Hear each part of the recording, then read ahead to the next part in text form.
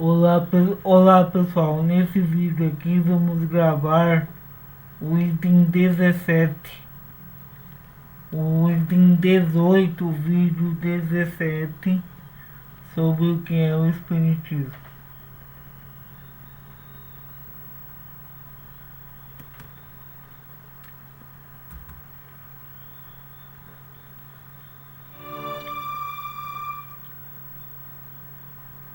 Elementos de convicção.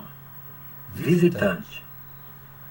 Eu convenho, senhor, que, do ponto de vista filosófico, a doutrina espírita é perfeitamente racional. Mas resta sempre a questão das manifestações que não pode ser resolvida senão pelos fatos. Ora, é a realidade desses fatos que muitas pessoas contestam, e não deveis achar espantoso o desejo que se exprime de testemunhá-los. Allan Kardec. Acho isso muito natural. Somente, como procuro que sejam proveitosos, explico em que condições convém se colocar para melhor observá-los e, sobretudo, para compreendê-los. Ora, aquele que não quer se colocar nessas condições é porque não tem desejo sério de se esclarecer e, então, é inútil perder-se tempo com ele. Compreendereis também, senhor, que seria estranho que uma filosofia racional tivesse saído de fatos ilusórios e controvertidos. Em boa lógica, a realidade do efeito implica na realidade da causa. Se um é verdadeiro, o outro não pode ser falso, porque onde não houvesse árvore, não se recolheriam frutos. Todo mundo, é verdade, não pôde constatar os fatos, porque todo o mundo não se colocou nas condições desejadas para os observar e, para isso, não se armou da paciência e perseverança necessárias. Mas ocorre aqui como em todas as ciências. O que uns não fazem, outros o fazem. Todos os dias aceita-se o resultado de cálculos astronômicos sem os ter feito. Qualquer que ela seja, se achais uma filosofia boa, podereis aceitá-la como aceitarias uma outra, reservando, porém, vossa opinião sobre os caminhos e meios que a ela conduziram, ou, pelo menos, não admitindo-a, senão como hipótese até mais ampla constatação. Os elementos de convicção não são os mesmos para todo o mundo. O que convence a alguns não causa nenhuma impressão sobre outros. Por isso é preciso um pouco de tudo. Mas é um erro crer-se que as experiências físicas sejam o único meio de convencer. Vi pessoas que os fenômenos mais notáveis não puderam sacudir e para as quais uma simples resposta escrita triunfou. Quando se vê um fato que não se compreende, quanto mais ele é extraordinário, mais parece suspeito, e o pensamento nele procura sempre uma causa vulgar. Se se o compreende, mais facilmente é admitido porque tem uma razão de ser. O maravilhoso e o sobrenatural desaparecem. Certamente, as explicações que vos acabo de dar nesta entrevista estão longe de serem completas, mas, por mais sumárias que sejam, estou persuadido de que vos levarão a refletir e, se as circunstâncias vos testemunharem quaisquer fatos de manifestações, os vereis com menos prevenção, porque podereis raciocinar com base. Há duas coisas no Espiritismo: a parte experimental das manifestações e a doutrina filosófica. Ora, todos os dias sou visitado por pessoas que nada viram e creem tão firmemente como eu, apenas pelo estudo que fizeram da parte filosófica. Para elas, o fenômeno das manifestações é acessório e o fundo é a doutrina, a ciência. Elas a veem grande, tão racional, que nela encontram tudo o que pode satisfazer suas aspirações íntimas, sem o fato das manifestações de onde concluem que, supondo-se que as manifestações não existissem, a doutrina não seria menos aquela que resolve melhor uma multidão de problemas reputados insolúveis. Quantos não disseram que essas ideias tinham germinado no seu cérebro, mas que elas aí estavam confusas? O Espiritismo veio formulá-las, dar-lhe um corpo, e foi para eles como um rasgo de luz. Isso explica o número de adeptos que apenas a leitura de O Livro dos Espíritos fez. Acreditais que ela estaria assim se não tivesse passado das mesas girantes e falantes? Visitante. Tendes razão em dizer, Senhor, que das mesas girantes saiu uma doutrina filosófica. E eu estava longe de supor as consequências que poderiam surgir de uma coisa que se olhava como simples objeto de curiosidade. Vejo agora quanto é vasto o campo aberto pelo vosso sistema. Allan Kardec. Aqui eu vos detenho, Senhor. Me fazeis muita honra atribuindo-me esse sistema, porque não me pertence. Ele foi inteiramente deduzido do ensinamento dos Espíritos. Eu vi, observei, coordenei e procuro fazer os outros compreenderem o que eu próprio compreendo. Eis toda a parte que nele me cabe. Há entre o Espiritismo e os outros sistemas filosóficos esta diferença capital.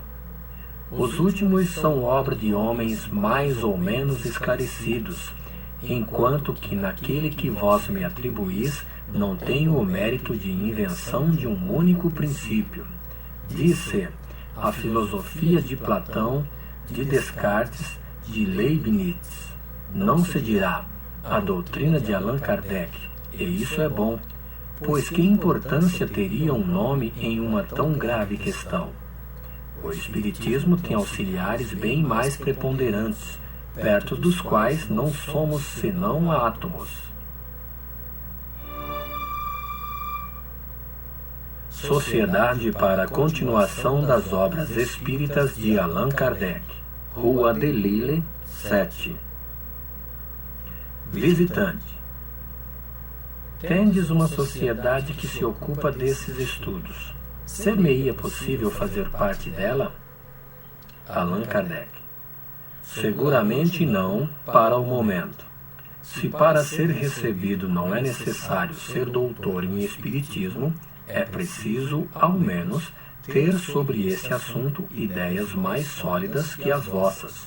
Como ela não quer ser perturbada em seus estudos, não pode admitir aqueles que lhe viriam fazer perder seu tempo com questões elementares, nem aqueles que, não simpatizando com seus princípios e suas convicções, nela lançariam a desordem com discussões intempestivas ou um espírito de contradição. É uma sociedade científica como tantas outras, que se ocupa em aprofundar os diferentes princípios da ciência espírita e que busca se esclarecer. É o centro para onde convergem as informações de todas as partes do mundo e onde se elaboram e se coordenam as questões relacionadas com o progresso da ciência. Mas não é uma escola, nem um curso de ensinamentos elementares. Mais tarde, quando vossas convicções estiverem formadas pelo estudo, ela verá se poderá vos admitir.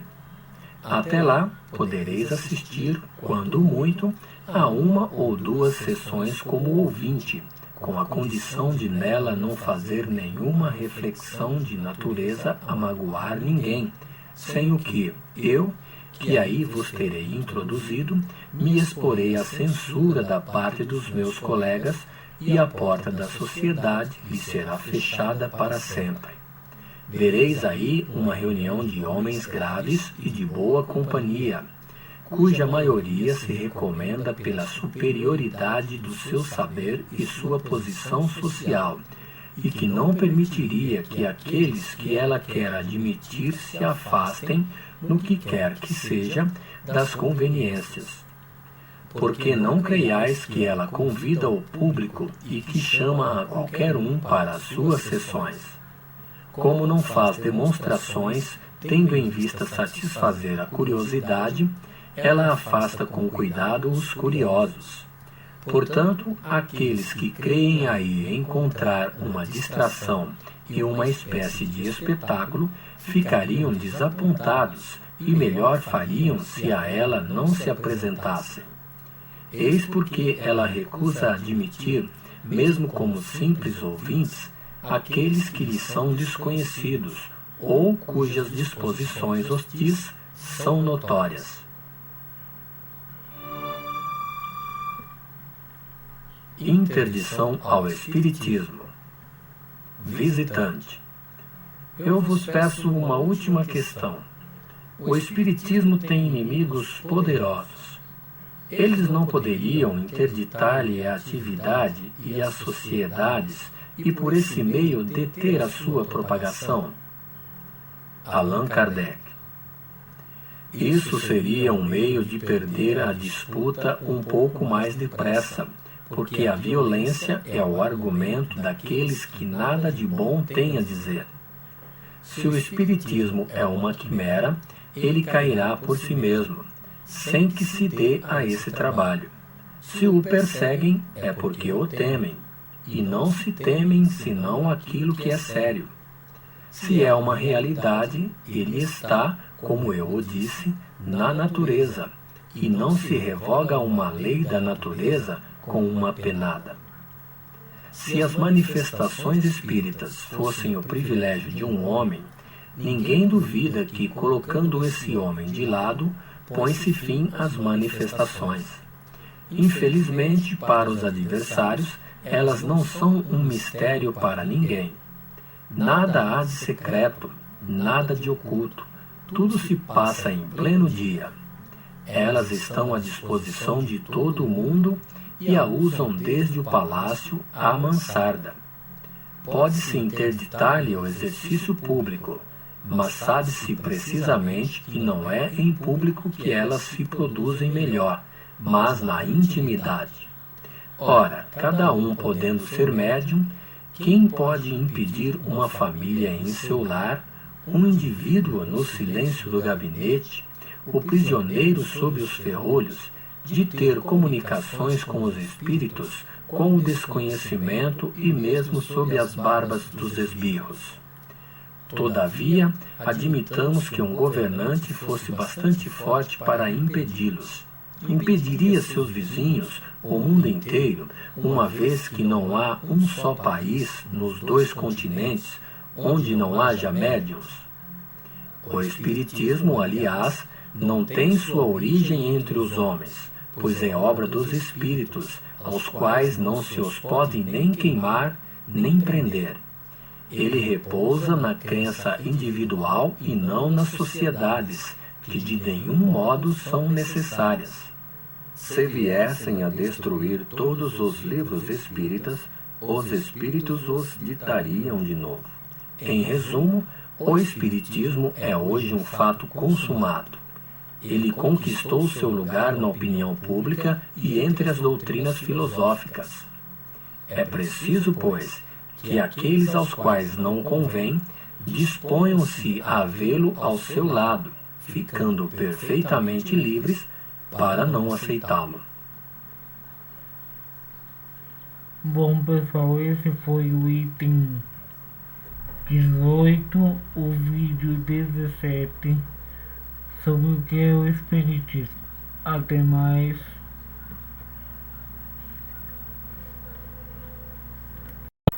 Olá, pessoal, vamos então gravar o item 19, o vídeo 18, sobre o que é o Espiritismo.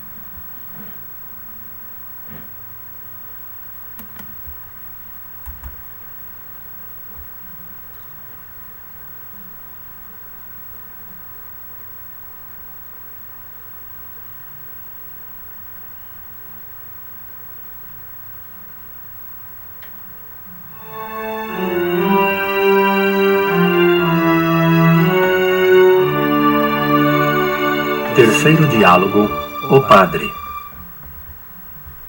Um abade. Permiti-me, senhor, dirigir-vos a meu turno algumas questões. Allan Kardec. De bom grado, senhor, mas, antes de responder-vos, creio ser útil fazer-vos conhecer o terreno sobre o qual tenciono me colocar convosco. Primeiramente, devo declarar-vos que não procurarei, de nenhum modo, converter-vos a nossas ideias. Se desejais conhecê-las detalhadamente, as encontrareis nos livros onde elas estão expostas. Lá podereis estudá-las com vagar e estareis livre para aceitá-las ou rejeitá-las. O Espiritismo tem por objetivo combater a incredulidade e suas funestas consequências, dando provas patentes da existência da alma e da vida futura. Ele se dirige, pois, àqueles que não creem em nada ou que duvidam, e o número deles é grande, como o sabeis. Aqueles que têm uma fé religiosa e aos quais essa fé basta, dele não tem necessidade. Aquele que diz: eu creio na autoridade da Igreja e me atenho ao que ela ensina, sem nada procurar além dela, o Espiritismo responde que ele não se impõe a ninguém e não vem forçar nenhuma convicção. A liberdade de consciência é uma consequência da liberdade de pensar, que é um dos atributos do homem. O Espiritismo estaria em contradição com seus princípios de caridade e de tolerância se ele não a respeitasse. Aos seus olhos, toda crença, quando sincera e não conduz o seu próximo ao erro, é respeitável, mesmo que ela fosse errônea. Se alguém tiver sua consciência empenhada em crer, por exemplo, que é o sol que gira, nós lhe diremos: crede se isso vos satisfaz, porque não impedirá a terra de girar. Mas, da mesma forma que não procuramos violentar vossa consciência, não procurai violentar a dos outros. Se de uma crença inocente em si mesma fazeis um instrumento de perseguição, ela torna-se nociva e pode ser combatida. Tal é, senhor abade, a linha de conduta que tive com os ministros de diversos cultos que a mim se dirigiram. Quando me questionaram sobre alguns pontos da doutrina, lhes dei as explicações necessárias, abstendo-me de discutir certos dogmas com os quais o Espiritismo não tem preocupações, cada um estando livre em sua apreciação. Mas jamais fui procurá-los no desejo de abalar sua fé mediante uma pressão qualquer. Aquele que vem a nós como um irmão, como tal o acolhemos. Aquele que nos recusa, nós o deixamos em paz. É o conselho que não cesso de dar aos espíritas, porque nunca aprovei aqueles que se atribuem a missão de converter o clero. Sempre lhes disse: semeai no campo dos incrédulos, porque lá está uma ampla colheita a fazer. O Espiritismo não se impõe porque, como eu disse, ele respeita a liberdade de consciência e sabe que toda crença imposta é superficial e não dá senão as aparências da fé, mas não a fé sincera. Ele expõe seus princípios aos olhos de todos, de maneira que cada um possa formar sua opinião com conhecimento de causa. Aqueles que o aceitam, padres ou laicos, o fazem livremente e porque os acham racionais, mas não nos zangamos de nenhum modo com aqueles que não são da nossa opinião. Se hoje há a luta entre a Igreja e o Espiritismo, temos a consciência tranquila de não tê-la provocado. O padre. Se a Igreja, vendo surgir uma nova doutrina, nela encontra princípios que, no seu entender, crê dever condenar, contestar-lhe o direito de discuti-los e de combatê-los, de precaver seus fiéis contra aquilo que ela considera um erro? Allan Kardec. De forma alguma contestamos um direito que reclamamos para nós mesmos. Se ela tivesse se contido nos limites da discussão, nada de melhor.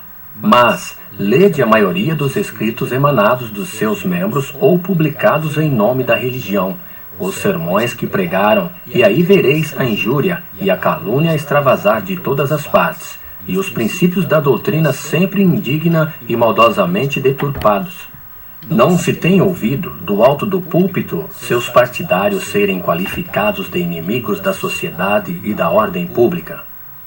Aqueles que ela reconduziu para a fé, anatematizados e rejeitados pela Igreja, pela razão que ela entende melhor ser incrédulo que crer em Deus e na alma através do Espiritismo. Não se afligiram por não haver para os espíritas as fogueiras da Inquisição. Em certas localidades, não os apontaram à repreensão dos seus concidadãos, chegando a fazê-los perseguir e injuriar nas ruas. Não se impôs a todos os fiéis fugirem deles como de pestilentos, desviando os serviçais de entrarem ao seu serviço. As mulheres não foram solicitadas a separarem-se de seus maridos e os maridos de suas mulheres por causa do espiritismo? Não se fez perder seus lugares nos empregos, retirando aos operários o pão do trabalho e aos necessitados o pão da caridade porque eram espíritas? Não foram despedidos de certos asilos até os cegos, porque não quiseram abjurar sua crença? Dizei-me, senhor abade, está aí a discussão real? Os espíritas opuseram a injúria pela injúria, o mal pelo mal? Não, a tudo opuseram a calma e a moderação. A consciência pública já lhes rendeu a justiça de que eles não foram os agressores. O padre: todo homem sensato deplora esses excessos, mas a Igreja não poderia ser responsável pelo abuso cometido por alguns de seus membros pouco esclarecidos.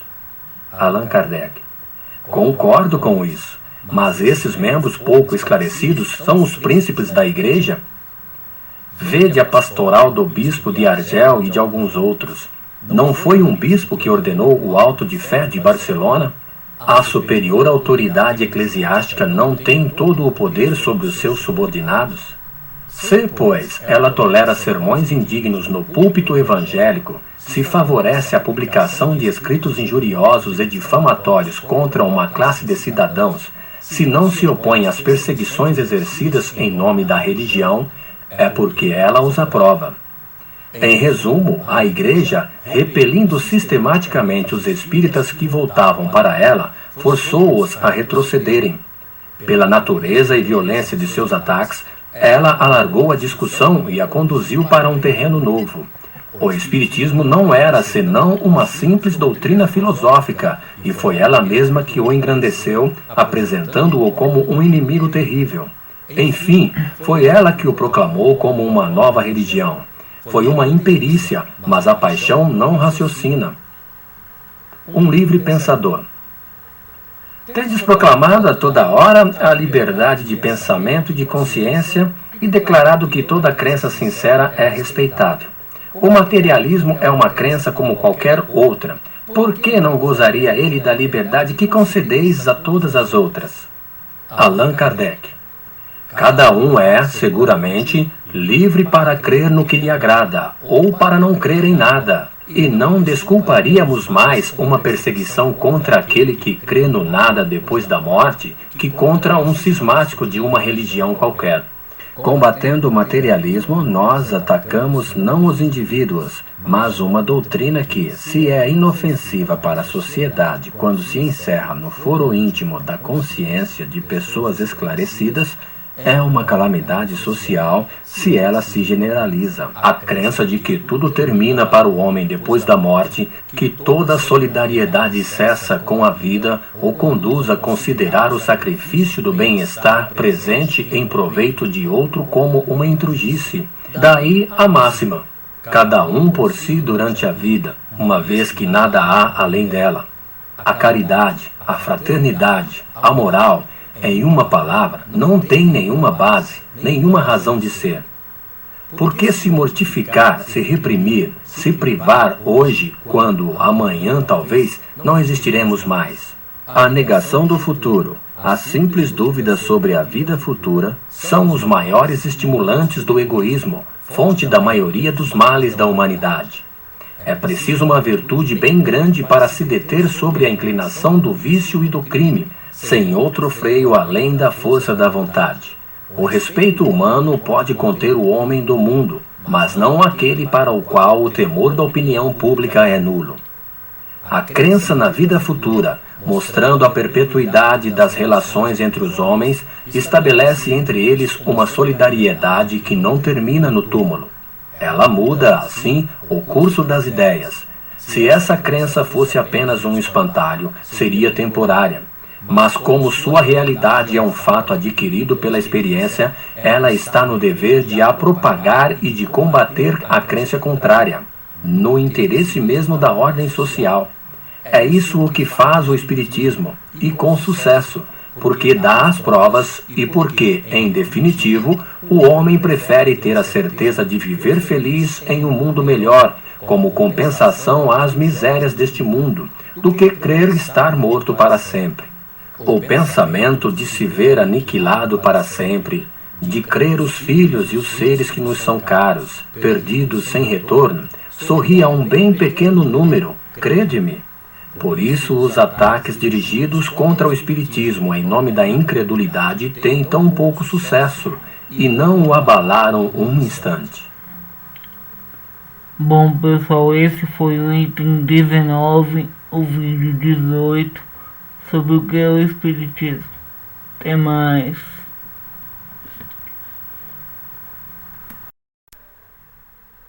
Olá, pessoal. Nesse vídeo aqui vamos gravar o item 20, o vídeo 19, sobre o que é o Espiritismo.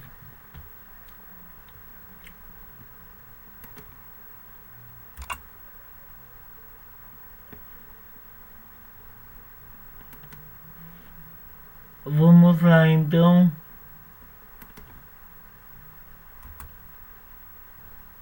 O padre. A religião ensina tudo isso e bastou até o momento. Qual é, pois, a necessidade de uma nova doutrina? Allan Kardec. Se a religião basta, por que há tantos incrédulos religiosamente falando? A religião nos ensina, é verdade, e nos diz para crer, mas há muitas pessoas que não creem apenas em palavras. O Espiritismo prova e faz ver o que a religião ensina por teoria. Aliás, de onde vêm essas provas? Da manifestação dos espíritos. Ora, é provável que os espíritos não se manifestem senão com a permissão de Deus. Se, pois, Deus, em sua misericórdia, envia aos homens esse socorro para tirá-los da incredulidade, é uma impiedade recusá-lo.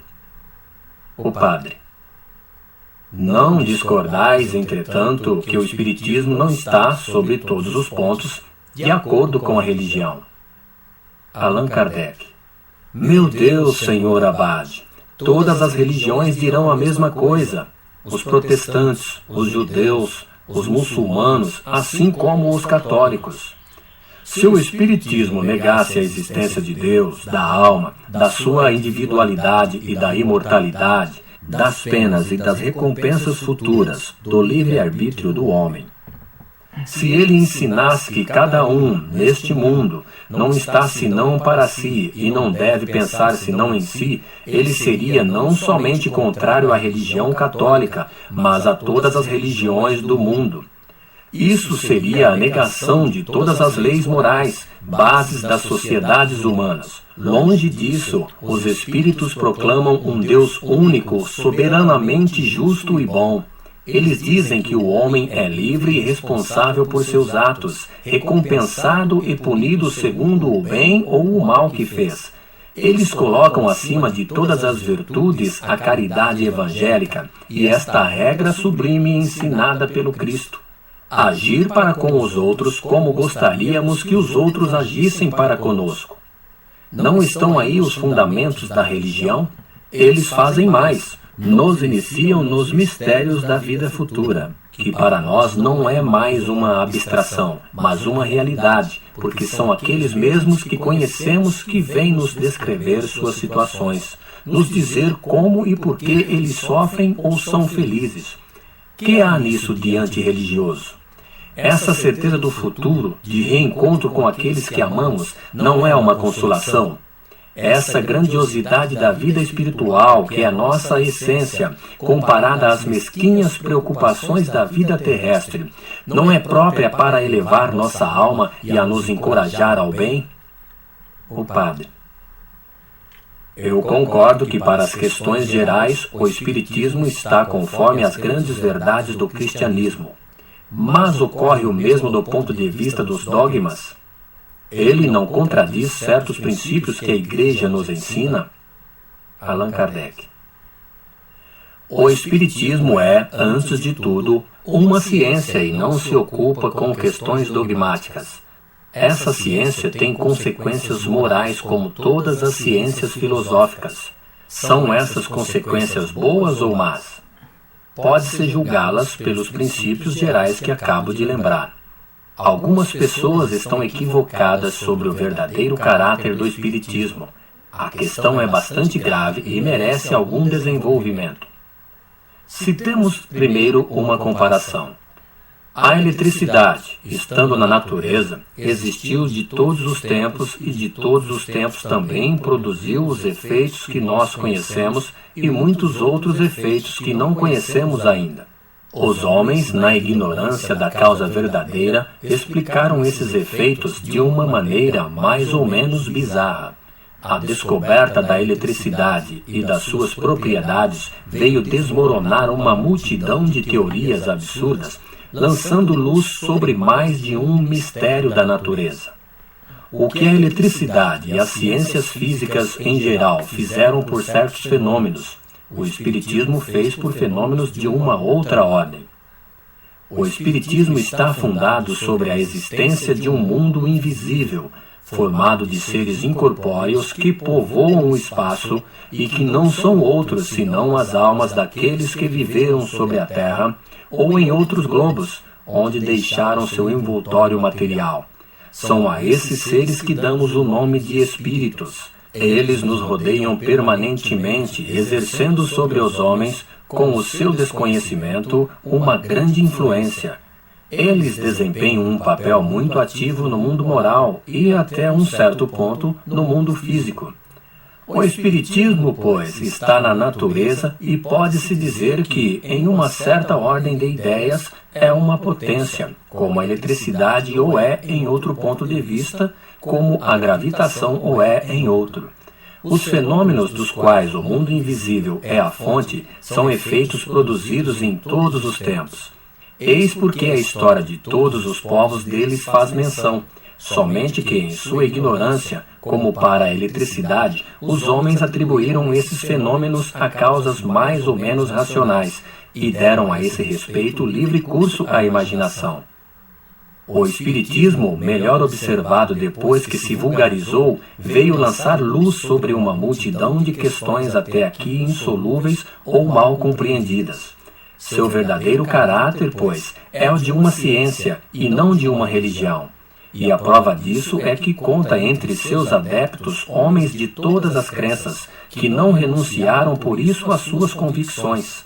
Católicos fervorosos que não praticam menos todos os deveres de seu culto, quando não são repelidos pela Igreja, protestantes de todas as seitas, israelitas, muçulmanos e até budistas e brahmanes.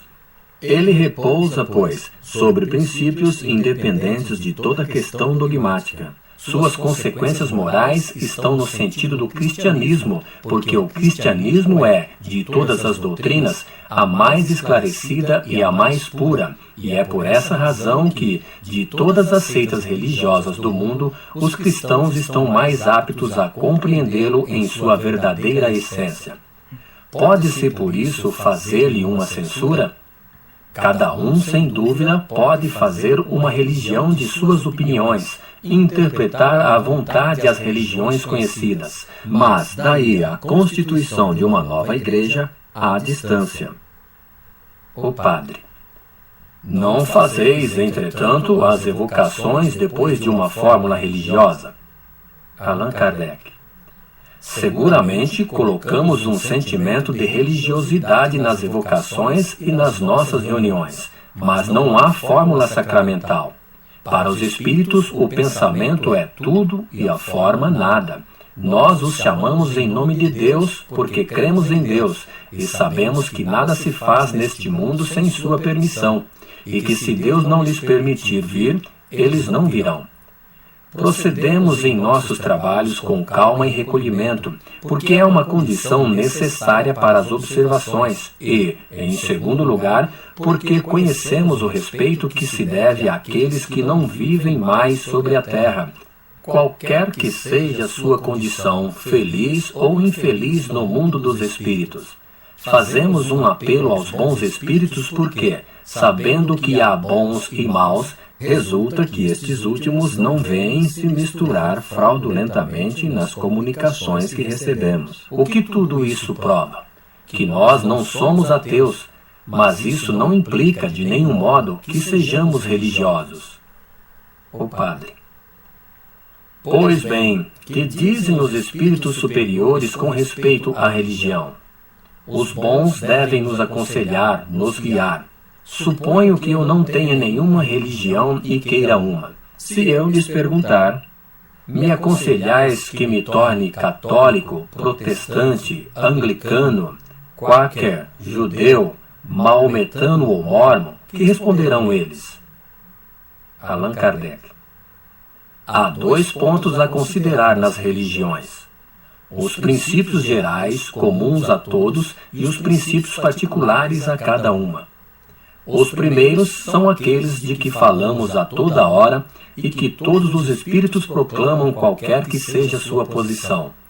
Quanto aos segundos, os espíritos vulgares, sem serem maus, podem ter preferências e opiniões. Eles podem preconizar tal ou tal forma. Eles podem, pois, encorajar em certas práticas, seja por convicção pessoal, seja porque conservam as ideias da vida terrestre, seja por prudência, para não assustar consciências tímidas. Credes, por exemplo, que um espírito esclarecido, fosse mesmo Fénelon, dirigindo-se a um muçulmano, irá desastradamente dizer-lhe que Maomé era um impostor e que estará perdido se não se tornar cristão? Ele se guardará disso, porque será repelido. Os espíritos superiores, e quando não são solicitados por nenhuma consideração especial, não se preocupam com questões de detalhes. Eles se limitam a dizer: Deus é bom e justo. Ele não quer senão o bem. A melhor de todas as religiões, pois, é aquela que não ensina senão conforme a bondade e a justiça de Deus, que dá de Deus uma ideia mais ampla, mais sublime, e não o rebaixa emprestando-lhe a pequenez e as paixões da humanidade, que torna os homens bons e virtuosos e lhes ensina a se amarem todos como irmãos, que condena todo o mal feito ao próximo, que não autoriza a injustiça sob qualquer forma ou pretexto que seja, que não prescreve nada de contrário às leis imutáveis da natureza, porque Deus não pode se contradizer. Aquela cujos ministros dão o melhor exemplo de bondade, de caridade e de moralidade. Aquela que tende a combater melhor o egoísmo e a lisonjear menos o orgulho e a vaidade dos homens. Aquela, enfim, em nome da qual se comete menos mal, porque uma boa religião não pode ser o pretexto de um mal qualquer. Ela não deve lhe deixar nenhuma porta aberta, nem diretamente, nem pela interpretação. Vede, julgai e escolhei.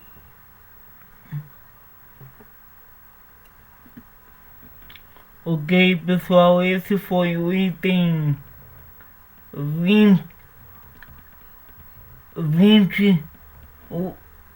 o vídeo 19 sobre o que é o Espiritismo.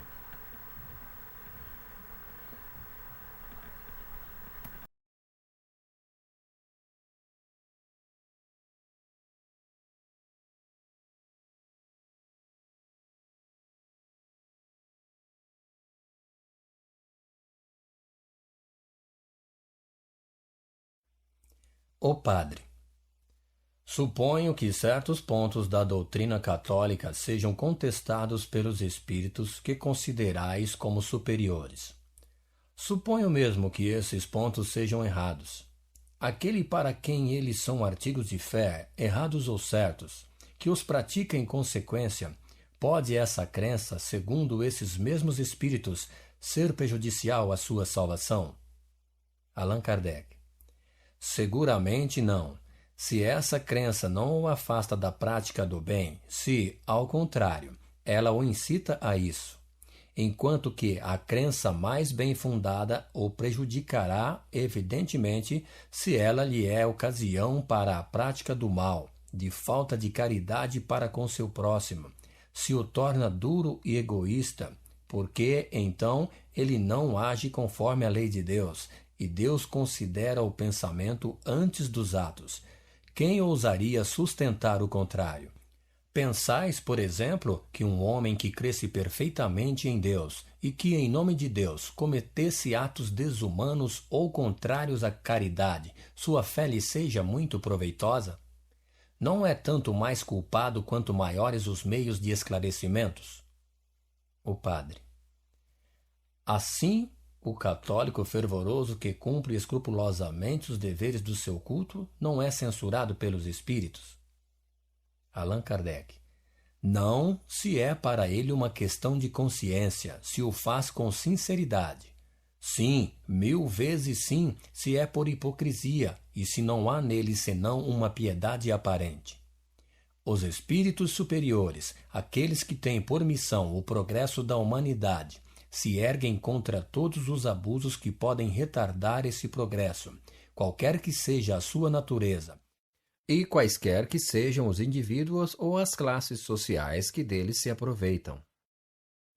Ora, não negareis que a religião disso não esteve sempre isenta. Se entre seus ministros há os que cumprem sua missão com um devotamento todo cristão, que a fazem grande, bela e respeitável, concordareis que nem todos cumpriram sempre a santidade do seu ministério. Os espíritos eliminam o mal por toda a parte onde ele se encontre. Assinalar os abusos da religião é atacá-la. Ela não tem maiores inimigos que aqueles que os defendem, porque são esses abusos que fazem nascer o pensamento de que alguma coisa de melhor pode substituí-la. Se a religião corresse um perigo qualquer, seria necessário atribuí-lo àqueles que dela dão uma falsa ideia, transformando-a numa arena das paixões humanas e que a exploram em proveito da sua ambição.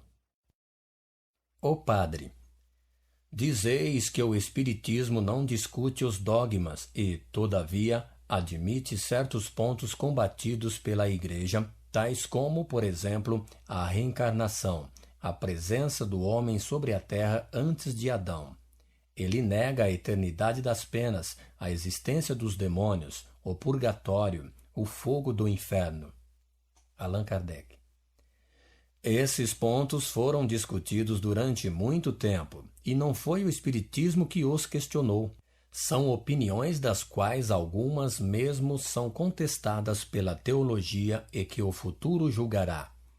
Um grande princípio os domina a todos: a prática do bem, que é a lei superior, a condição sine qua non do nosso futuro, como nos prova o estado dos espíritos que se comunicam conosco. À espera de que a luz seja feita para vós sobre essas questões, crede, se quiserdes, nas chamas e nas torturas materiais, se isso pode vos impedir de fazer o mal.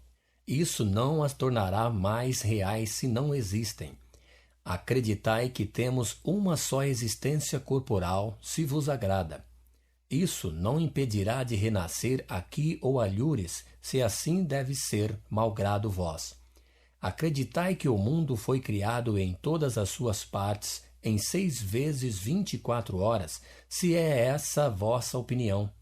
Isso não impedirá a Terra de trazer escrito em suas camadas geológicas a prova contrária. Se quiserdes, acreditai que Josué deteve o Sol. Isso não impedirá a Terra de girar. Acreditai que o homem não está sobre a Terra senão há 6.000 anos. Isso não impedirá aos fatos de mostrarem sua impossibilidade. E que direis se, um belo dia, essa inexorável geologia venha demonstrar por marcas patentes a anterioridade do homem, como demonstrou tantas outras coisas? Acreditai, pois, em tudo o que quereis, mesmo no diabo, se essa crença pode vos tornar bom, humano e caridoso para com os vossos semelhantes. O Espiritismo, como doutrina moral, não impõe senão uma coisa: a necessidade da prática do bem e de não fazer o mal. É uma ciência de observação que, repito-o, tem consequências morais, e essas consequências são a confirmação e a prova dos grandes princípios da religião. Quanto às questões secundárias, ele as deixa à consciência de cada um. Anotai bem, Senhor, que alguns dos pontos divergentes dos quais acabais de falar, o Espiritismo não os contesta em princípio. Se tivesseis lido tudo o que escrevi sobre esse assunto, teríeis visto que ele se limita a lhes dar uma explicação mais lógica e mais racional que aquela que lhes dão vulgarmente. É assim, por exemplo, que ele não nega o purgatório, mas lhe demonstra, ao contrário, a necessidade e a justiça, indo mais além ao defini-lo. O inferno foi descrito como uma imensa fornalha. Mas é assim que o entende a alta teologia? Evidentemente não. Ela diz muito bem que é uma figura e que o fogo no qual se queima é um fogo moral, símbolo das dores maiores. Quanto à eternidade das penas, se fosse possível pôr a questão em votação para conhecer a opinião íntima de todos os homens em estado de raciocinar ou de compreender, mesmo entre os mais religiosos, ver-se-ia de que lado está a maioria, porque a ideia de uma eternidade de suplícios é a negação da infinita misericórdia de Deus. Eis de resto o que diz a doutrina espírita a esse respeito. A duração do castigo está subordinada ao aprimoramento do espírito culpado. Nenhuma condenação por tempo determinado é pronunciada contra ele. O que Deus exige para pôr termo ao sofrimento é o arrependimento, a expiação e a reparação. Em uma palavra, um aprimoramento sério, efetivo e um retorno sincero ao bem. O espírito tem, assim, o arbítrio de sua própria sorte. Ele pode prolongar seus sofrimentos pela sua obstinação no mal, abrandá-los ou abreviá-los pelos seus esforços em fazer o bem. A duração do castigo estando subordinada ao arrependimento, disso resulta que o espírito culpado, que não se arrependesse e não se melhorasse jamais, sofreria sempre e que, para ele, a pena seria eterna. A eternidade das penas, pois, deve-se entender no sentido relativo e não no sentido absoluto. Uma condição inerente à inferioridade dos espíritos é de, não podendo ver o termo da sua situação, crer que sofrerão sempre. É para eles um castigo. Mas, desde que sua alma se abra ao arrependimento, Deus lhes faz entrever um raio de esperança. Esta doutrina, evidentemente, está mais conforme à justiça de Deus, que pune enquanto se persiste no mal e perdoa quando se entra no bom caminho. Quem a imaginou? Nós? Não, são os espíritos que a ensinam e aprovam pelos exemplos que colocam diariamente sob nossos olhos. Os espíritos não negam, pois, as penas futuras, uma vez que descrevem seus próprios sofrimentos, e esse quadro nos toca mais que os das chamas perpétuas, porque tudo nele é perfeitamente lógico. Compreende-se que isso é impossível, que deve sê-lo assim, que essa situação é uma consequência toda natural das coisas. Pode ser aceita pelo pensador filósofo, porque nada nisso repugna a razão. Eis porque as crenças espíritas conduziram ao bem uma multidão de pessoas, mesmo materialistas, que o medo do inferno, tal como nos é pintado, não tinha podido deter.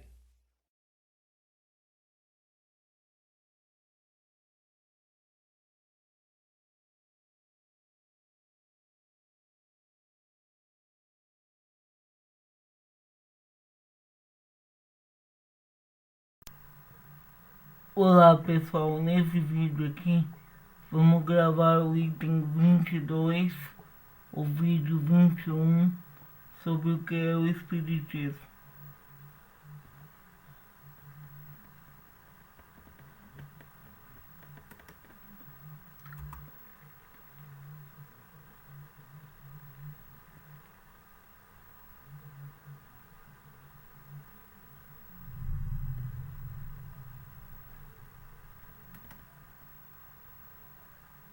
Ó Padre, admitindo o vosso raciocínio, pensais que falta ao vulgo imagens mais apavorantes do que uma filosofia que ele não pode compreender? Allan Kardec. Está aí um erro que fez mais de um materialista, ou, pelo menos, desviou mais de um homem da religião. Chega um momento em que essas imagens não assustam mais e, então, as pessoas que não se aprofundam, rejeitando uma parte, rejeitam o todo, porque o dizem: se me ensinaram como uma verdade incontestável um princípio que é falso, se me deram uma imagem, uma figura pela realidade, quem me diz que o resto é mais verdadeiro? Se, ao contrário, a razão, num crescente, não repele nada, a fé se fortifica. A religião ganhará sempre seguindo o progresso das ideias. Se nunca ela devesse periclitar, seria porque os homens não teriam avançado e ela permanecido estacionária. É equivocar-se com a época crer que se pode, hoje, conduzir os homens pelo temor do demônio e das torturas eternas. O Padre. A Igreja, com efeito, reconhece hoje que o inferno material é uma figura. Mas isso não exclui a existência dos demônios. Sem eles, como explicar a influência do mal que não pode vir de Deus? Allan Kardec. O Espiritismo não admite os demônios no sentido vulgar da palavra, mas admite os maus espíritos que não valem melhor e que fazem igualmente o mal, suscitando maus pensamentos. Somente ele diz que esses não são seres à parte, criados para o mal e perpetuamente devotados ao mal, espécie de párias da criação e carrascos do gênero humano. São seres atrasados, ainda imperfeitos, mas aos quais Deus reserva o futuro. E isso está de acordo com a Igreja Católica grega, que admite a conversão de Satã, alusão ao melhoramento dos maus espíritos. Anotai ainda que a palavra demônio não implica a ideia de maus espíritos, senão pela acepção moderna que lhe foi dada, porque a palavra grega daimon significa gênio, inteligência. Ora, admitir a comunicação dos maus espíritos é reconhecer, em princípio, a realidade das manifestações. É preciso saber se só eles se comunicam, como o afirma a Igreja, para motivar a proibição que faz de comunicar-se com os espíritos. Invocamos aqui o raciocínio e os fatos. Se espíritos, quaisquer que sejam, se comunicam, não é senão com a permissão de Deus. Compreender-se-ia que ele permitisse apenas aos maus? Como? Enquanto que deixaria a estes toda a liberdade de vir enganar os homens, interditaria aos bons de virem contrabalançar, neutralizar suas perniciosas doutrinas? Crer que seja assim não seria colocar em dúvida seu poder e sua bondade e fazer de Satã um rival da divindade? A Bíblia, o Evangelho, os pais da Igreja, reconhece perfeitamente a possibilidade de comunicação com o mundo invisível, e desse mundo os bons não estão excluídos. Por que, pois, o seriam hoje? Aliás, a Igreja, admitindo a autenticidade de certas aparições e comunicações de santos, exclui por isso mesmo a ideia de que não se pode ter relações senão com os maus espíritos. Seguramente, quando as comunicações não encerram senão coisas boas, como a pregação da moral evangélica mais pura e mais sublime, a abnegação, o desinteresse e o amor ao próximo, quando aí se combate o mal com qualquer coloração que ele se apresente, é racional crer-se que o espírito maligno vem assim realizar seu trabalho? O Padre. O Evangelho nos ensina que o anjo das trevas, ou o Satã, se transforma em anjo de luz para seduzir os homens. Allan Kardec. Satã, segundo o Espiritismo e a opinião de muitos filósofos cristãos, não é um ser real. é a personificação do mal, como outrora Saturno era a personificação do tempo. A Igreja aprende à letra essa figura alegórica. É um negócio de opinião que eu não discutirei. Admitamos, por um instante, que Satã seja um ser real. A Igreja, à força de exagerar seu poder para amedrontar, chega a um resultado todo contrário, quer dizer, a destruição, não só de todo medo, mas também de toda crença em sua pessoa, segundo o provérbio. Quem quer muito provar, não prova nada. Ela o representa como eminentemente fino, sagaz e astuto, e na questão do espiritismo o faz representar o papel de um tolo e de um inábil. Uma vez que o objetivo de Satã é alimentar o inferno com suas vítimas e arrebatar almas de Deus, compreende-se que ele se dirija àqueles que estão no caminho do bem para os induzir ao mal e que por isso ele se transforme, segundo uma muito bela alegoria, em anjo da luz, quer dizer, simule hipocritamente a virtude, mas que ele deixe escapar aqueles que já têm em suas garras é o que não se compreende. Aqueles que não creem nem em Deus, nem em sua alma, que desprezaram a prece e estão mergulhados no vício, estão para ele tanto quanto é possível estar. Nada mais há a fazer para os afundar mais na lama. Ora, incitá-los a retornar a Deus, a lhe pedir, a submeter-se à sua vontade, encorajá-los a renunciar ao mal, mostrando-lhe a felicidade dos eleitos e a triste sorte que espera os maus, seria ato de um tolo, mais estúpido que se desse a liberdade a pássaros engaiolados com o pensamento de os recuperar em seguida. Há, pois, na doutrina da comunicação exclusiva dos demônios uma contradição que fere o homem sensato. Por isso não se persuadirá jamais que os espíritos que reconduzem a Deus aqueles que o negavam ao bem, aqueles que faziam o mal, que consolam os aflitos, dão força e coragem aos fracos, que pela sublimidade dos seus ensinamentos elevam a alma acima da vida material, sejam os subordinados de Satã e que, por esse motivo, deve-se interditar toda a relação com o mundo invisível. Ó Padre, se a Igreja proíbe as comunicações com os espíritos dos mortos é porque são contrárias à religião, como estão formalmente condenadas pelo Evangelho e por Moisés. Este último, pronunciando a pena de morte contra essas práticas, prova quanto elas são repreensíveis aos olhos de Deus. Allan Kardec. Eu vos peço perdão, mas essa proibição não está em nenhuma parte no Evangelho. Ela está somente na lei mosaica. Trata-se, pois, de saber se a Igreja coloca a lei mosaica acima da lei evangélica, quer dizer, se ela é mais judaica que cristã. Observe-se mesmo que, de todas as religiões, a que faz menos oposição ao espiritismo é a judaica, e que ela não tem invocado a lei de Moisés, sobre as quais se apoiam as seitas cristãs, contra as evocações. Se as prescrições bíblicas são o código da fé cristã, por que interditar a leitura da Bíblia?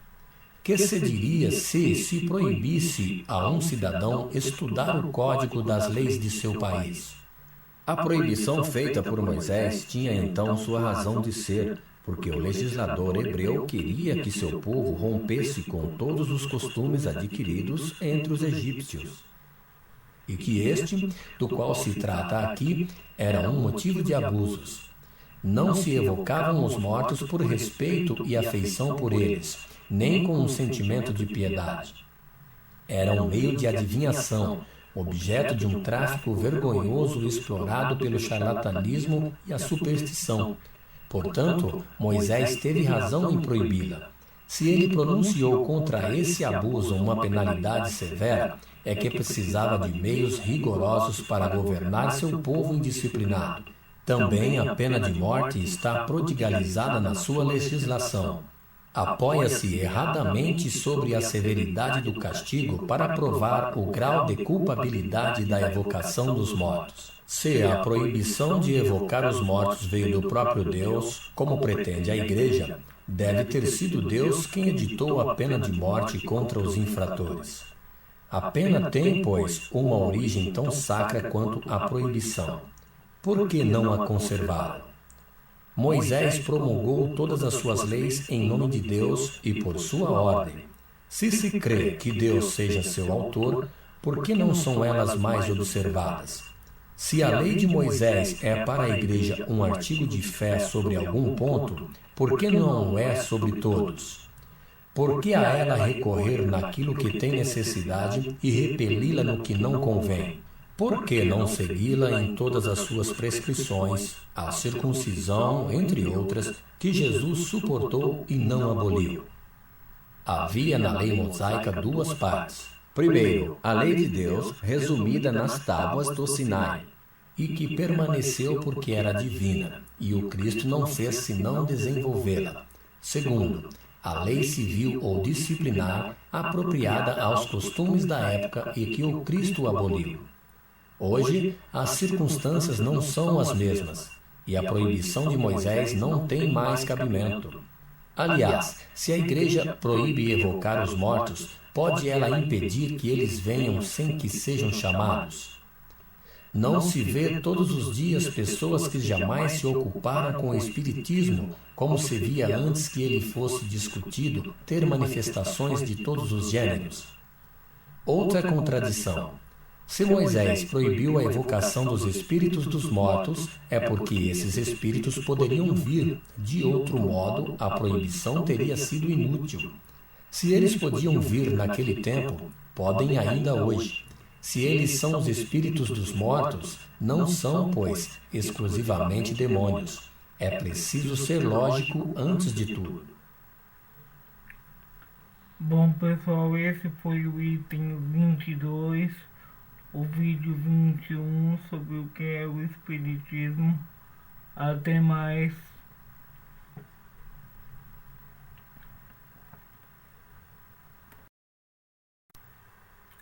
Nesse vídeo aqui iremos gravar o item 23 do que é o Espiritismo. O vídeo 22.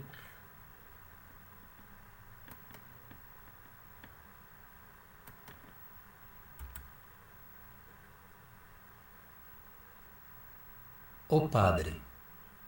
A Igreja não nega que os bons espíritos possam se comunicar, uma vez que reconhece que os santos se manifestaram. Ela, porém, não pode considerar como bons os que vêm contradizer seus princípios imutáveis. Os espíritos ensinam as penas e as recompensas futuras, mas não ensinam como ela. Só ela pode julgar seus ensinamentos e discernir os bons dos maus. Allan Kardec. Eis a grande questão. Galileu foi acusado de heresia e de ser inspirado pelo demônio porque revelou uma lei da natureza provando o erro de uma crença que se acreditava inatacável. Fossem considerados como bons aqueles que vêm contradizer todos os pontos arraigados na opinião exclusiva da Igreja, ou não tivessem proclamado a liberdade de consciência e condenado certos abusos, eles teriam sido os bem-vindos e não seriam qualificados de demônio. Tal é também a razão pela qual todas as religiões, os muçulmanos tanto quanto os católicos, se creem na posse exclusiva da verdade absoluta, considerando como obra do demônio toda doutrina que não coincide inteiramente com seu ponto de vista. Ora, os espíritos não vêm destruir a religião, mas, como Galileu, revelar novas leis da natureza. Se alguns pontos de fé passam por isso, é que, da mesma forma que a crença no movimento do Sol, eles estão em contradição com essas leis. A questão é de saber se um artigo de fé pode anular uma lei da natureza, que é obra de Deus, E se essa lei reconhecida, não é mais sábio interpretar o dogma no sentido da lei, ao invés de atribuir esta ao demônio? Ó Padre, passemos sobre a questão dos demônios, pois eu sei que ela é diversamente interpretada pelos teólogos. Mas o sistema da reencarnação me parece mais difícil conciliar com os dogmas, porque ele não é uma outra coisa senão a metempsicose renovada de Pitágoras. Allan Kardec. Este não é o momento de discutir uma questão que exigiria um longo desenvolvimento. Encontrá-la-eis tratada em O Livro dos Espíritos e em A Moral do Evangelho segundo o Espiritismo. Eu não direi sobre isso, pois, senão duas palavras. A metempsicose dos antigos consistia na transmigração da alma do homem nos animais, o que implicava uma degradação. De resto, essa doutrina não era o que se acredita vulgarmente. A transmigração nos animais não era considerada como uma condição inerente à natureza da alma humana, mas como um castigo temporário. É assim que as almas dos assassinos passariam no corpo de animais ferozes para aí receberem sua punição. A dos impudicos nos porcos e nos javalis, a dos inconstantes e dos avoados nos pássaros, as dos preguiçosos e dos ignorantes nos animais aquáticos. Depois de alguns milhares de anos, mais ou menos segundo a culpabilidade dessa espécie de prisão, a alma reentraria na humanidade. A encarnação animal não era, pois, uma condição absoluta, e ela se aliava, como se vê, à reencarnação humana, e a prova disso é que a punição dos homens tímidos consistia em passar no corpo de mulheres expostas ao desprezo e às injúrias. Era uma espécie de espantalho para os simples, bem mais que um artigo de fé entre os filósofos. Da mesma forma que se diz às crianças: se sois maus, o lobo vos comerá. Os antigos diziam aos criminosos: tornai-vos-ei lobos. Hoje se lhe diz: o diabo vos tomará e vos carregará para o inferno. A pluralidade das existências, segundo o Espiritismo, difere essencialmente da metempsicose no sentido de que não admite a encarnação da alma nos animais, mesmo como punição. Os espíritos ensinam que a alma não retrograda, mas que progride sem cessar. Suas diferentes existências corporais se realizam na humanidade.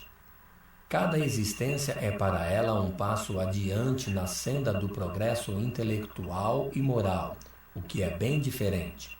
Não podendo adquirir um desenvolvimento completo em uma única existência, frequentemente abreviada por causas acidentais, Deus lhe permite continuar em uma nova encarnação a tarefa que ela não pôde acabar ou de recomeçar a que fez mal. A expiação na vida corporal consiste nas tribulações que aí se suporta. Quanto à questão de saber se a pluralidade das existências é ou não contrária a certos dogmas da Igreja, eu me limitarei a dizer isto.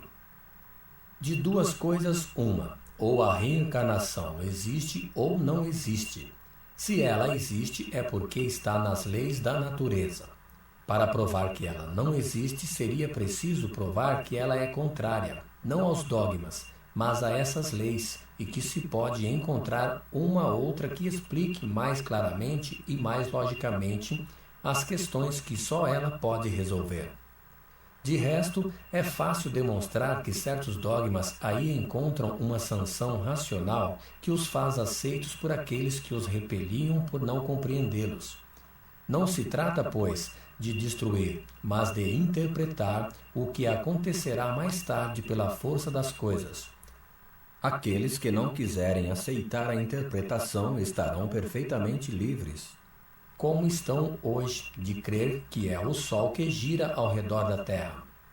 A ideia da pluralidade das existências se vulgariza com uma espantosa rapidez em razão de sua extrema lógica e da sua conformidade com a justiça de Deus, quando ela for reconhecida como verdade natural e for aceita por todo o mundo.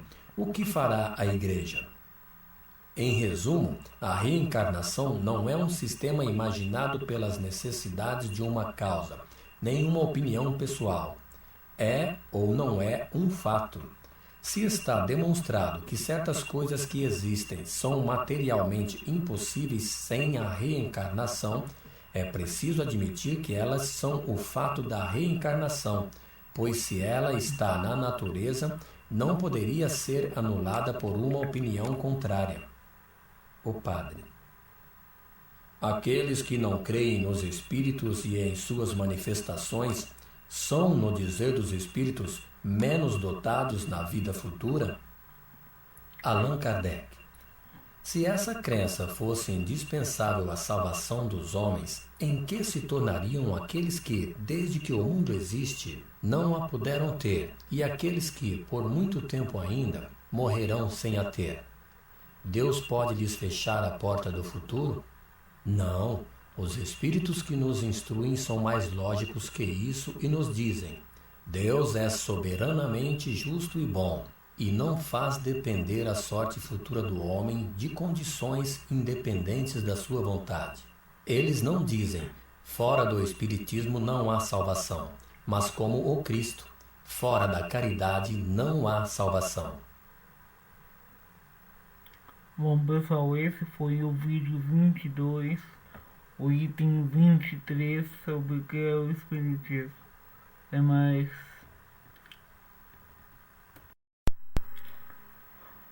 Olá, pessoal, nesse vídeo aqui vamos gravar o item 24, o vídeo 23 sobre o que é o Espiritismo.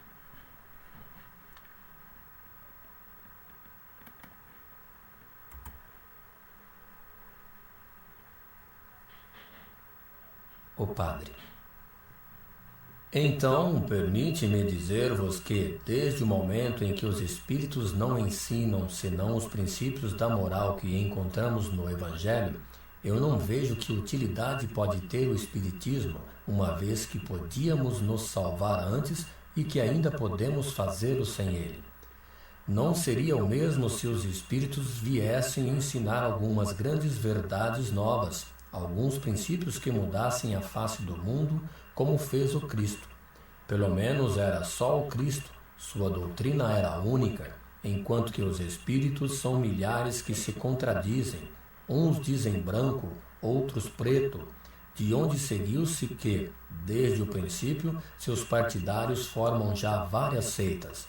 Não seria melhor deixar os espíritos tranquilos e nos atermos ao que temos? Allan Kardec: errais, Senhor, em não sair do vosso ponto de vista e de tomar a Igreja como único critério dos conhecimentos humanos. Se Cristo disse a verdade, o Espiritismo não podia dizer outra coisa e, em lugar de lhe lançar pedras, se deveria acolhê-lo como um poderoso auxiliar que veio confirmar, por todas as vozes de além-túmulo, as verdades fundamentais da religião, combatidas pela incredulidade. Que o materialismo o combata, isso se compreende, mas que a Igreja se ligue contra ele com o materialismo é menos concebível. O que é de todo inconsequente é que ela qualifica de demoníaco um ensinamento que se apoia sobre a mesma autoridade e proclama a missão divina do fundador do cristianismo. Mas Cristo disse tudo? Podia tudo revelar? Não, porque ele mesmo disse: teria ainda muitas coisas a vos dizer, mas não as compreenderíeis, por isso vos falo por parábolas. O Espiritismo vem, hoje que o homem está maduro para o compreender, completar e explicar o que Cristo não fez senão explorar, ou não disse senão sob a forma alegórica. Direis, sem dúvida, que o mérito dessa explicação pertence à Igreja. Mas a qual? A Igreja romana, grega ou protestante?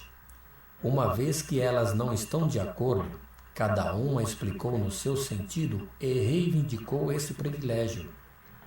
Qual aquela que religou todos os cultos dissidentes?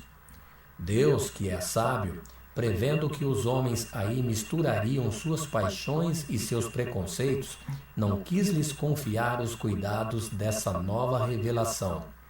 Disso encarregou os espíritos, seus mensageiros, que a proclamam sobre todos os pontos do globo, e isso fora de todo culto particular, a fim de que ela possa se aplicar a todos e que ninguém a desvie em proveito próprio.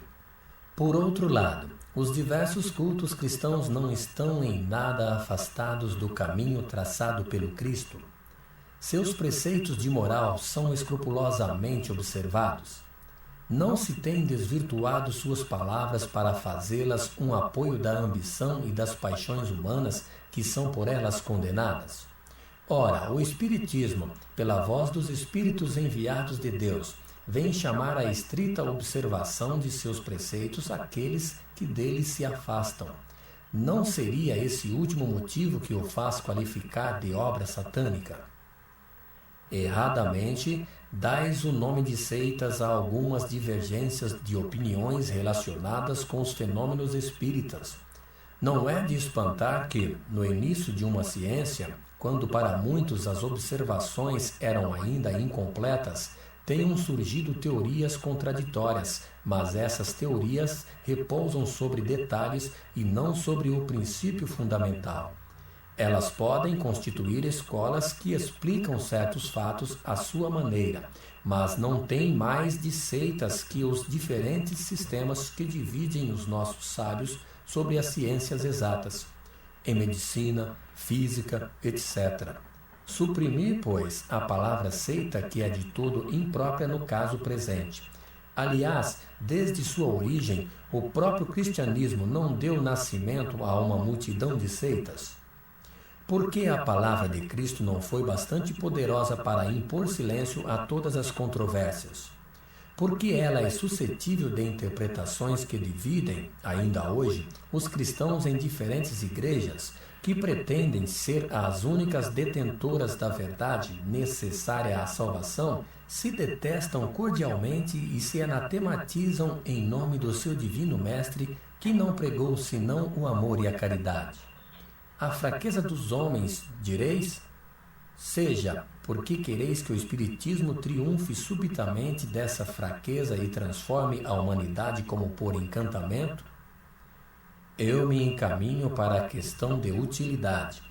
Dissestes que o Espiritismo não ensina nada de novo. É um erro. Ele ensina muito àqueles que não se detêm em superficialidades.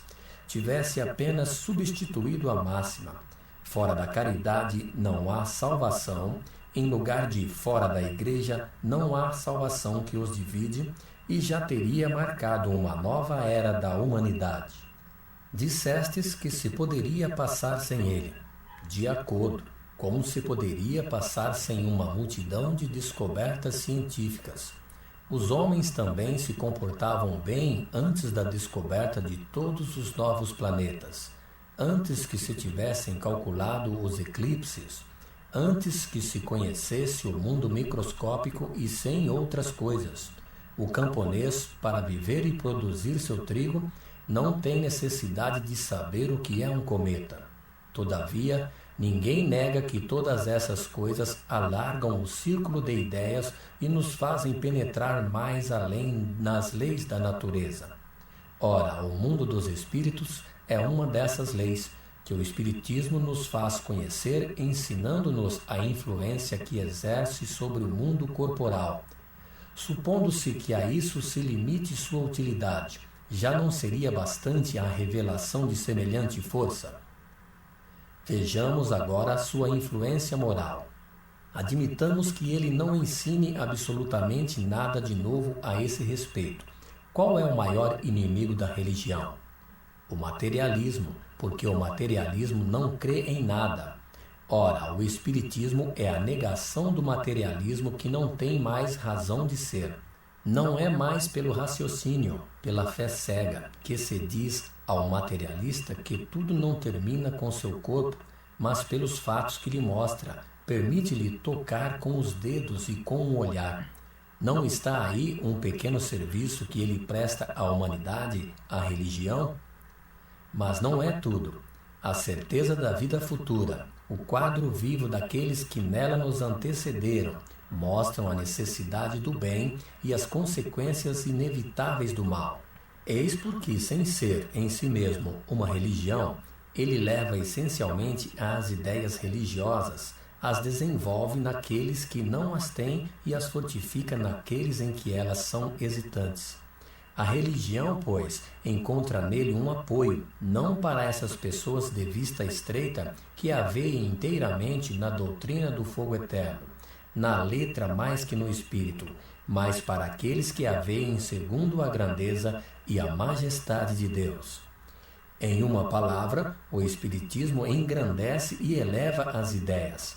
Ele combate os abusos engendrados pelo egoísmo, a cupidez, a ambição. Mas quem ousaria proibi-los e deles declarar-se vencedor? Se ele não é indispensável à salvação, facilita-a, consolidando-nos no caminho do bem. Qual é, aliás, o homem sensato que ousaria adiantar que um defeito do ortodoxo é mais repreensível aos olhos de Deus do que do ateu e do materialista? Eu coloco honestamente as questões seguintes a todos aqueles que combatem o Espiritismo relativamente às suas consequências religiosas. Primeira, qual é o pior dotado na vida futura? Aquele que não crê em nada ou aquele que, crendo nas verdades gerais, não admite certas partes do dogma? Segunda, o protestante e o cismático estão confundidos na mesma reprovação do ateu e do materialista? Terceira, aquele que não é ortodoxo no rigor da palavra, mas que faz todo o bem que pode, que é bom e indulgente para com o seu próximo, leal em suas relações sociais, está menos garantido de sua salvação que aquele que crê em tudo, mas que é duro, egoísta e descaridoso? Quarta, qual vale mais aos olhos de Deus? A prática das virtudes cristãs sem as do dever da ortodoxia ou a prática destes últimos sem as da moral? Eu respondi, Sr. Abade, as questões e as objeções que me haveis dirigido, mas, como vos disse inicialmente, sem nenhuma intenção preconcebida de vos conduzir às nossas ideias e mudar vossas convicções, limitando-me a vos fazer examinar o Espiritismo sob seu verdadeiro ponto de vista. Se não tivesseis vindo, eu não vos teria procurado. Isso não quer dizer que desprezemos vossa adesão aos nossos princípios, se ela deva ter lugar. Bem longe disso. Somos felizes, ao contrário, com todas as aquisições que fazemos e que têm para nós tanto maior valor quanto sejam livres e voluntárias. Não temos nenhum direito para constranger quem quer que seja e teríamos escrúpulo em perturbar a consciência daqueles que, tendo crenças que os satisfazem, não vêm espontaneamente a nós. Nós dissemos que o melhor meio de se esclarecer sobre o Espiritismo é estudando previamente sua teoria. Os fatos virão naturalmente em seguida e serão compreendidos, qualquer que seja a ordem na qual os conduzam as circunstâncias. Nossas publicações são feitas com o objetivo de favorecer esse estudo. Eis, a esse respeito, o roteiro que aconselhamos. A primeira leitura a fazer-se é a deste resumo que apresenta o conjunto dos pontos mais destacados da ciência. Com isso, já se pode fazer dela uma ideia e se convencer de que, no fundo, há alguma coisa séria. Nesta rápida exposição, fomos levados a indicar os pontos que devem, particularmente, fixar a atenção do observador. A ignorância dos princípios fundamentais é a causa das falsas apreciações da maioria daqueles que julgam o que não compreendem ou segundo suas ideias preconcebidas. Se este primeiro contato dá o desejo de sobre ele se saber mais, ler-se-á o Livro dos Espíritos, onde os princípios da doutrina estão completamente desenvolvidos. Depois, o Livro dos Médiuns para a parte experimental, destinado a servir de guia para aqueles que querem operar por si mesmos, como para aqueles que querem se inteirar dos fenômenos.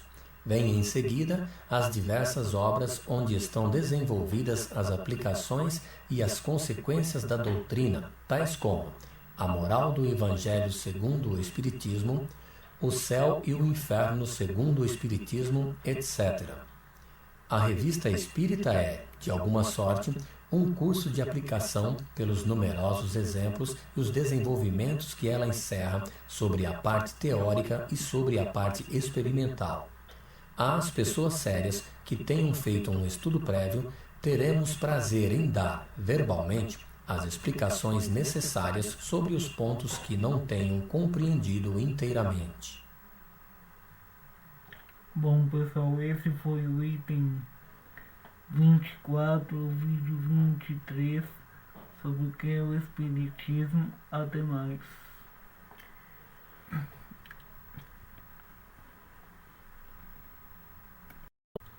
Olá, pessoal, nesse vídeo aqui vamos gravar o item 25, o vídeo 24, que concluirá a terceira parte dos nossos vídeos sobre o que é o Espiritismo.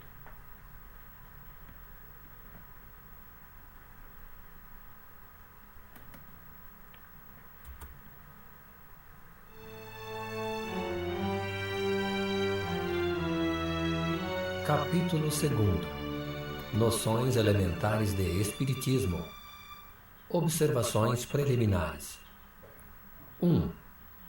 É um erro crer-se que basta a certos incrédulos verem fenômenos extraordinários para estarem convencidos. Aqueles que não admitem a alma ou o espírito no homem não podem admiti-lo fora do homem. Por conseguinte, negando a causa, negam o efeito. Chegam assim quase sempre com uma ideia preconcebida e uma posição de negação que os desviam de uma observação séria e imparcial. Fazem perguntas e objeções às quais é impossível responder-se instantaneamente de um modo completo, porque seria preciso, para cada pessoa, fazer uma espécie de curso e recomeçar as coisas desde o início. O estudo prévio tem por resultado responder antecipadamente às objeções, das quais a maioria é fundada sobre a ignorância da causa dos fenômenos e das condições nas quais eles se produzem. 2. Aqueles que não conhecem o Espiritismo imaginam que se produzem fenômenos espíritas como se faz em experiências de física e de química. Daí sua pretensão em os submeter à sua vontade e a recusa de se colocar nas condições necessárias para a observação, não admitindo, em princípio, a existência e a intervenção dos espíritos, ou, pelo menos, não conhecendo sua natureza, nem seu modo de ação, eles agem como se operassem sobre a matéria bruta, e do fato de não obterem o que procuram, concluem que não há espíritos. Colocando-se em um outro ponto de vista, compreender-se-á que os espíritos, sendo a alma dos homens depois da morte, nós mesmos seremos espíritos, e que estaríamos pouco dispostos a servirmos de joguete para satisfazer as fantasias dos curiosos. 3. Se bem que certos fenômenos possam ser provocados, em razão de provirem de inteligências livres, eles não estão jamais à disposição absoluta de quem quer que seja, e quem se empenhasse em obtê-los à vontade provaria ou sua ignorância ou sua má-fé. É preciso esperá-los, compreendê-los em sua passagem e, frequentemente, é no momento em que menos se espera que se apresentam os fatos mais interessantes e mais concludentes. Aquele que quer, seriamente, se instruir deve, pois, levar nisso, como em todas as coisas, a paciência, a perseverança e fazer aquilo que é necessário. De outro modo, é melhor para ele disso não se ocupar. 4. As reuniões destinadas às manifestações espíritas não estão sempre em boas condições, seja para obter-se resultados satisfatórios, seja para conduzir à convicção. Há reuniões mesmo, é preciso nisso convir, das quais os incrédulos saem menos convencidos do que quando entraram, fazendo restrições àqueles que lhes falam do caráter sério do Espiritismo em vista das coisas, frequentemente ridículas, que testemunharam.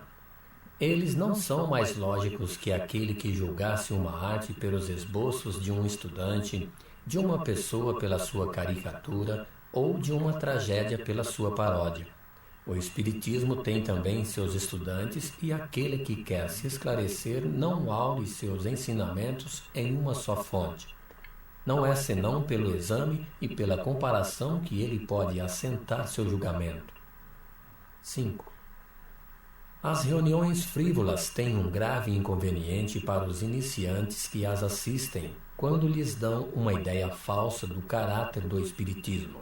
Aqueles que não assistiram senão a reuniões desse gênero não saberiam levar a sério uma coisa que vêem tratada com leviandade por aqueles mesmos que delas se dizem seus adeptos. Um estudo prévio os ensinará a julgar a importância daquilo que veem e a separar o bom do mal. 6. O mesmo raciocínio se aplica àqueles que julgam o Espiritismo por certas obras excêntricas que não podem dele dar senão uma ideia incompleta e ridícula. O Espiritismo sério não é mais responsável por aqueles que o compreendem mal ou o praticam incessantemente do que a poesia não é responsável por aqueles que fazem maus versos. É deplorável, disse, que tais obras existam porque elas comprometem a verdadeira ciência. Sem dúvida, seria preferível que ele não tivesse senão obras boas, mas o maior erro cabe àqueles que não se dão ao trabalho de tudo estudar.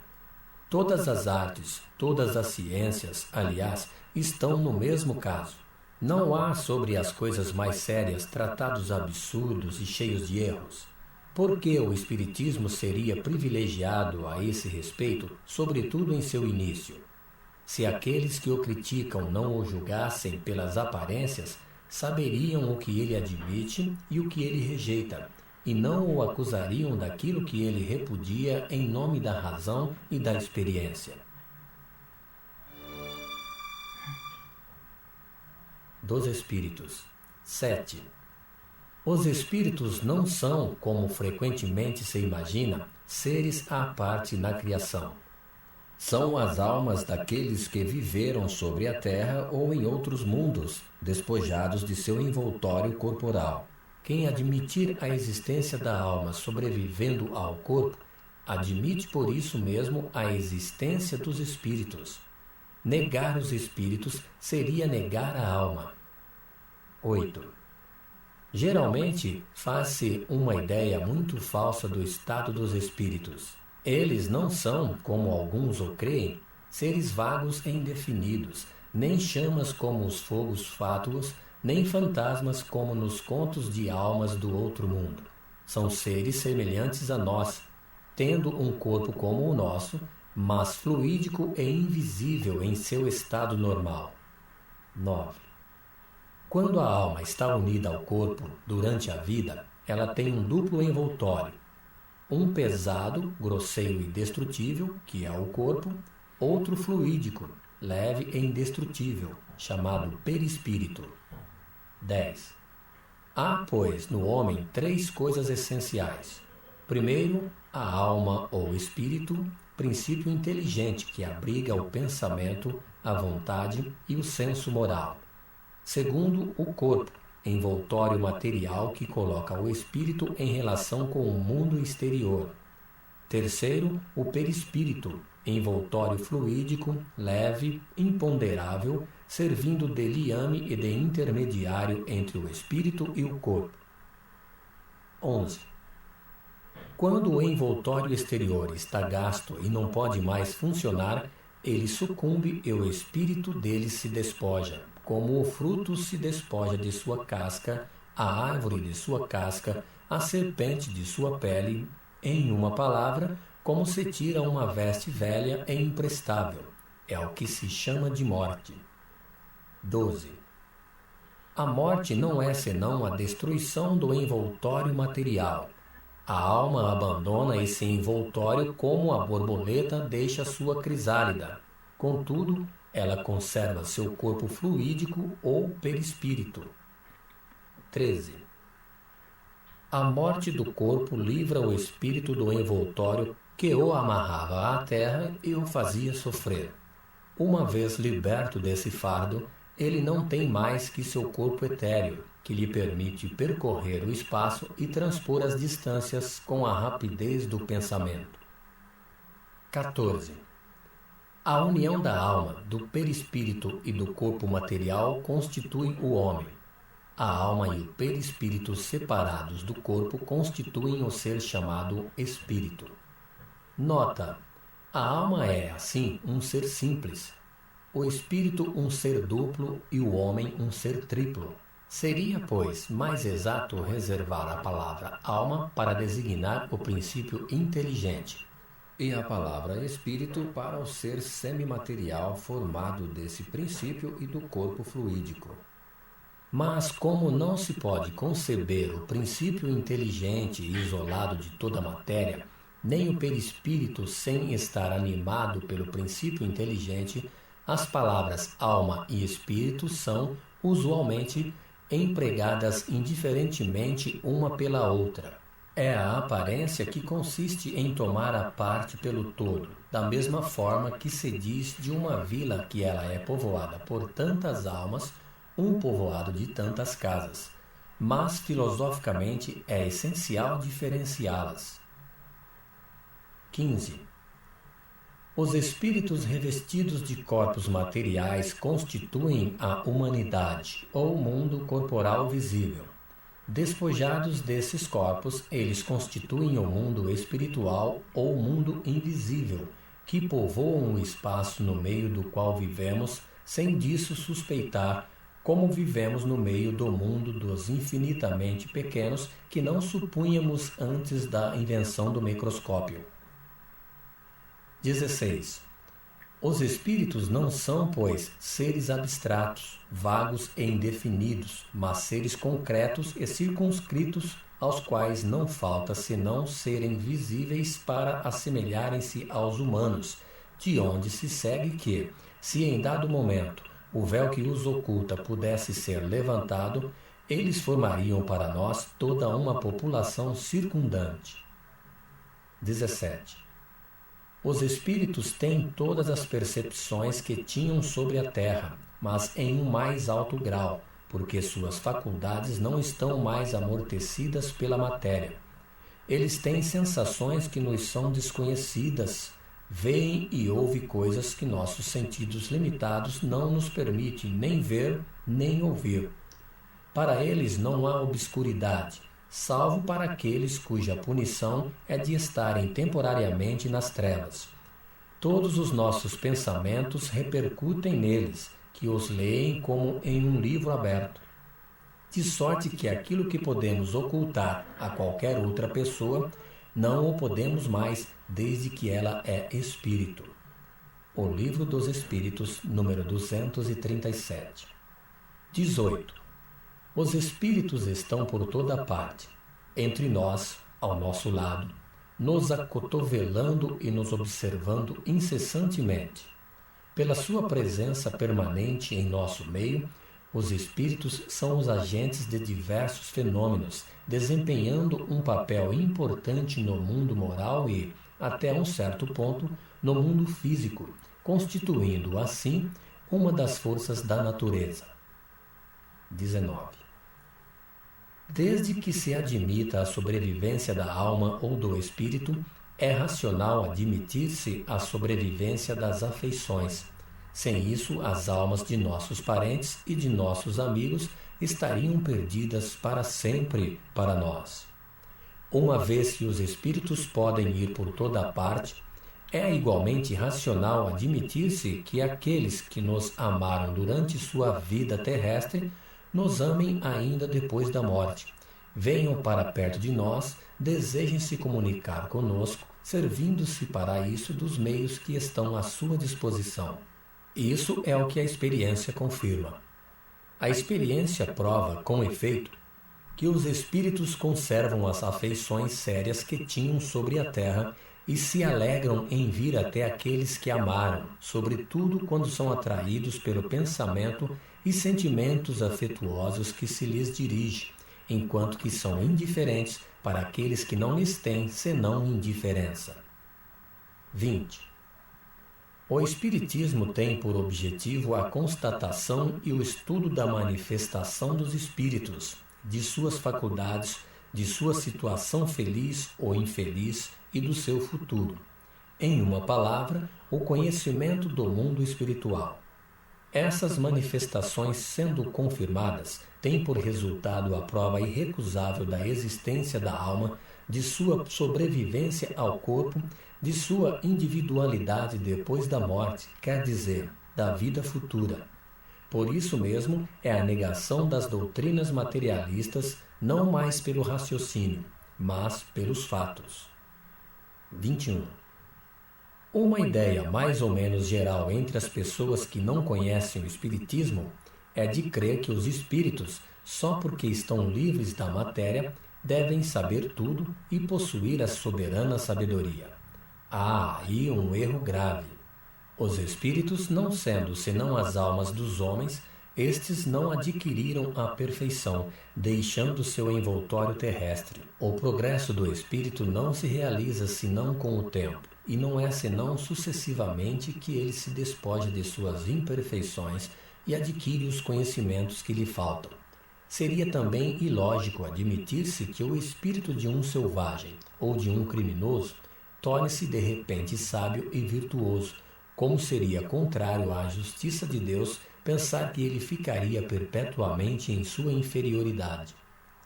Como há homens de todos os graus de saber e de ignorância, de bondade e de maldade, ocorre o mesmo com os espíritos. Há os que não são senão espertos e ágeis, outros são mentirosos, trapaceiros, hipócritas, maus, vingativos. Outros, ao contrário, possuem as mais sublimes virtudes e o saber em grau desconhecido sobre a terra. Essa diversidade na qualidade dos espíritos é um dos mais importantes pontos a considerar, porque ela explica a natureza boa ou má das comunicações que se recebem. É preciso, sobretudo, se interessar e distingui-las. O Livro dos Espíritos, número 100, Escala Espírita. O Livro dos Médiuns, capítulo 24. Bom, pessoal, esse vídeo foi o vídeo 24, item 25 do que é o Espiritismo, e assim fechamos a terceira parte da nossa série. Até mais.